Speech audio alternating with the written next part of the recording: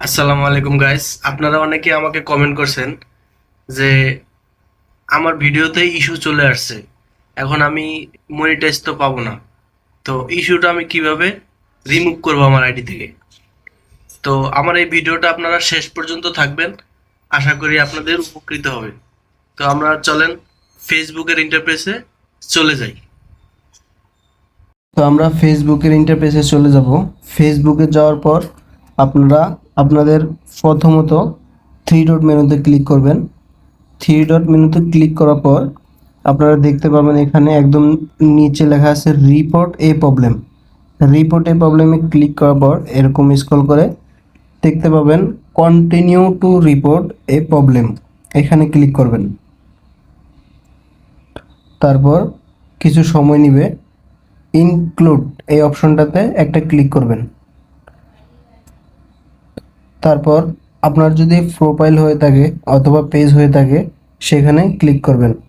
তো আমার এটা যেহেতু প্রোফাইল, আমি প্রোফাইলে ক্লিক করব।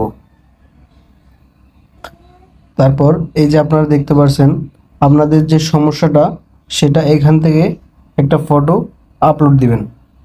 একটা ফটো আপলোড দেওয়া হলো। তারপর এই যে ডিসক্রিপশনটার জন্য আমি একটা সুন্দরভাবে লিখে রাখছি, তো সেটা আমি আপনাদেরকে আজকে দেখাচ্ছি। আমার হোয়াটসঅ্যাপে আমি কপি করে রেখে দিয়েছি।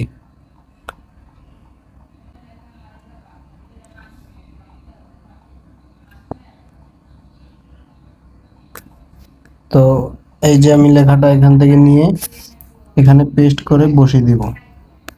দেখতে পাচ্ছেন প্রোফাইল লিঙ্ক ব্লু। আপনারা এই রিপোর্টটা সুন্দরভাবে পেস্ট করে দিবেন। তারপর এই যে এই অপশনটা দেখতে পাচ্ছেন, এখানে আপনার প্রোফাইল লিঙ্কটা দিয়ে জাস্ট এখানে ক্লিক করে দিবেন। উপরে ক্লিক করে দিলে আপনাদের রিপোর্ট জমা হয়ে যাবে। আশা করি 24 ঘন্টা 48 ঘন্টা সর্বোচ্চ এক সপ্তাহের ভিতরে আপনাদের আইডি ইস্যু চলে যাবে। সবাই ভালো থাকবেন, সুস্থ থাকবেন। আসসালামু আলাইকুম।